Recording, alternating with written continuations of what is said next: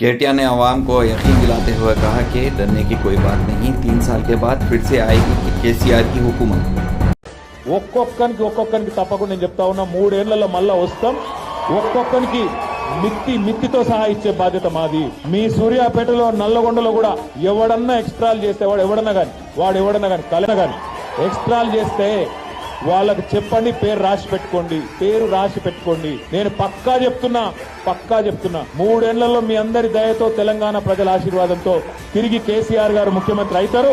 బరాబర్ చేస్తాం, హిసాబ్ కితాబ్ చేస్తాం. ఇలా ఎగిరెగిరి పడుతున్న కాంగ్రెస్ నాయకులు, వాళ్ళకు తొత్తులుగా పనిచేస్తున్న కొంతమంది పోలీసులు మిత్తితో సహా ఇచ్చే బాధ్యత నాది అనే మాట నేను విజ్ఞప్తి చేస్తా ఉన్నా. ఎవన్ అయ్యకు భయపడేది లేదు.